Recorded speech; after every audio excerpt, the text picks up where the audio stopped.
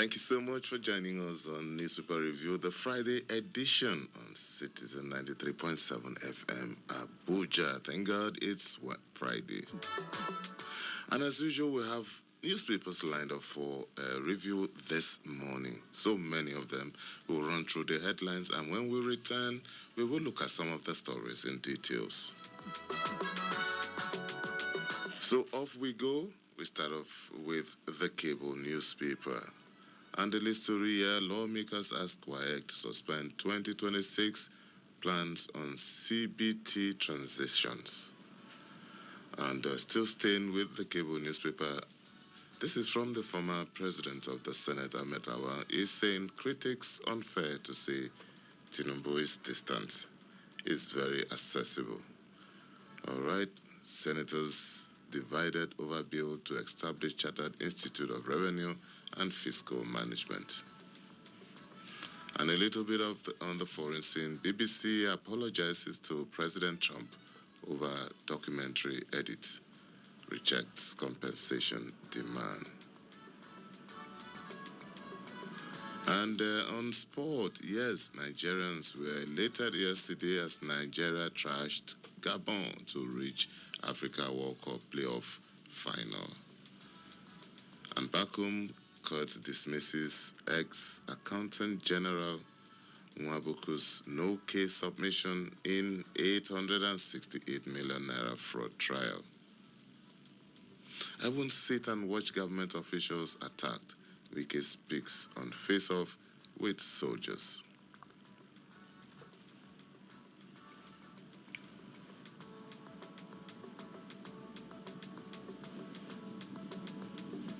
And Oji Kali saying appointment of junior officers as service chiefs causing loss of trained military manpower. Okay.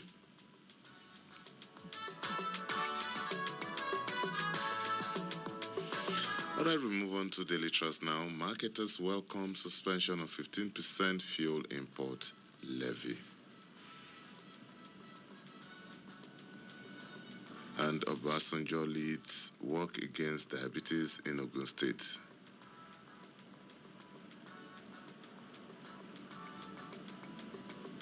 ADC is saying fresh 1.5 trillion naira loan has exposed Tinubu's addiction to debt. The New Telegraph is next now. And we have the story here. Governor Inuaya presents 533 billion naira budget to Gombe State House of Assembly. And President Tinubu to Super Eagles, keep soaring. Nigeria stands by you. Yes. And leaders must rebuild confidence in democracy, says Olafekpo Ashim. And AMCON officials and lawyers face contempt charges for alleged contravention of court order.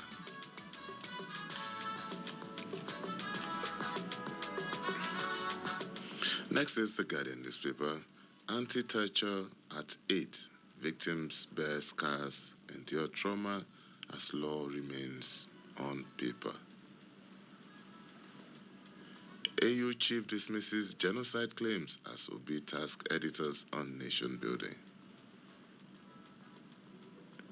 And confusion crisis swells around PDP convention amid conflicting court orders.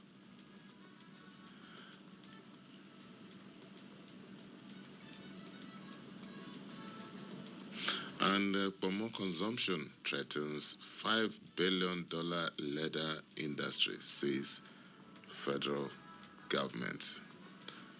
To this, I plead guilty. And the sad story here, Libya deports 80 Nigerians over illegal stay. And U.S. military intervention in Nigeria will be messy. That's according to Pastor Sam Adeyemi. Senate considers bill subjecting military convictions to court review.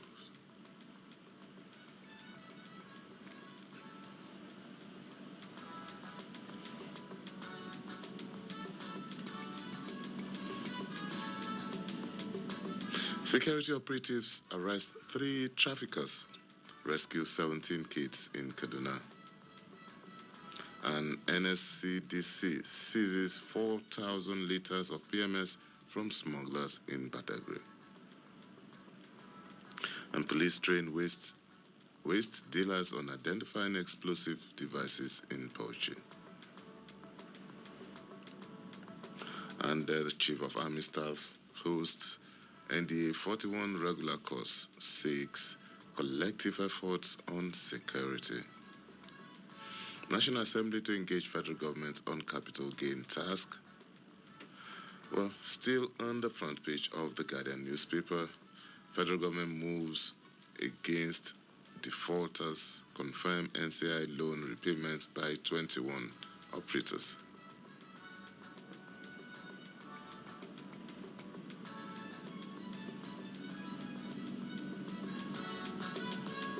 ASU may resume full-blown strike on November 21 over selective implementation of Pact. And reps warn of mass failure, urge WAEC to delay 2026 CBT implementation. And Soludo approved 30 new public primary schools.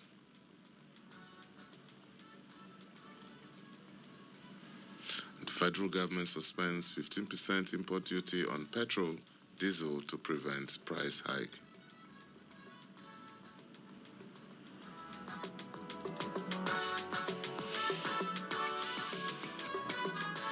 All right, we move on to this day now, and disobedience of court orders. AMCON's Bala Alade Lamidi and others served from 48 contempt notice.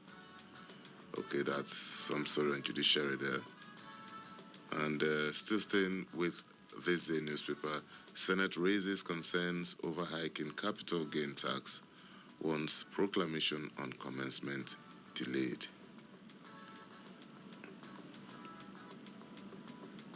And Matawale is saying Wike ignored service chief's advice on disputed land with naval officer.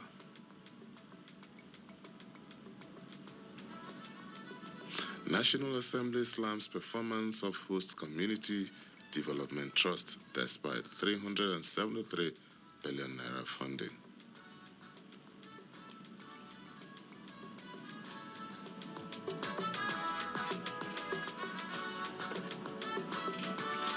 And Nation newspaper is next now. Former Senate President Saraki writes off PDP convention. And Diri Yahaya presents proposals for 2026 to assemblies. And coming from President Bola Tinubu, it's our duty to build a productive nation, protect Nigeria's sovereignty. And reps ask WAEC to hold CBT policy till 2030.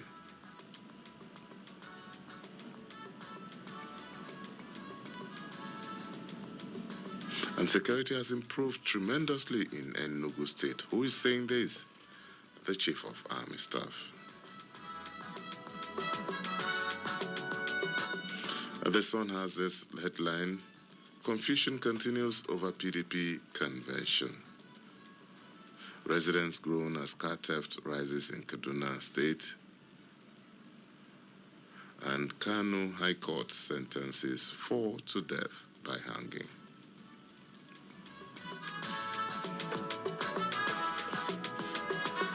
All right, we move on to the Tribune newspaper now. ADC to Tinubu, fresh 1.5 trillion naira loan request exposes policy contradictions, economic independence. That's from ADC to the president. And still staying with Tribune, Senate denies alleged plots to remove Akpabio.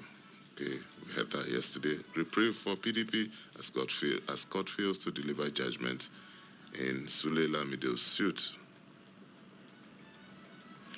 Digital transformation of APC, a necessity, not a choice. That's from the national chairman of the party.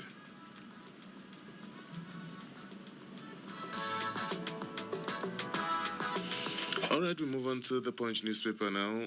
Ibadan Convention, PDP delegates arrive amid Saraki's cancellation move.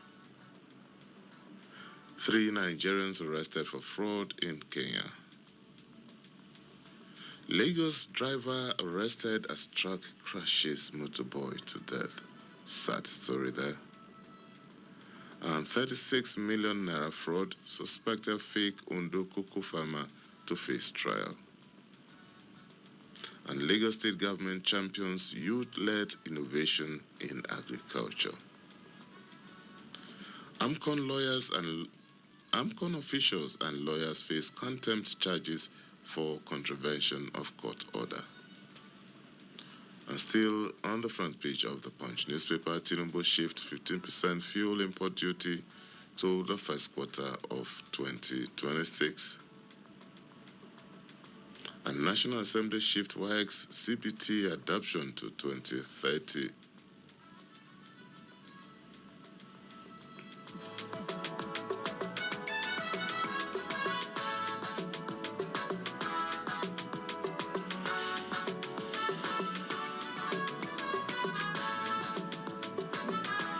Alright, the Vanguard newspaper is an export here. No religious persecution, genocide in Nigeria.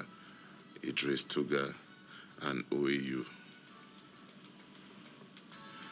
Wike's soldiers altercation, respect, uniform, no offense committed. That's coming from General Irabo. And PDP crisis, Wabara, Saraki disagree over tomorrow's event.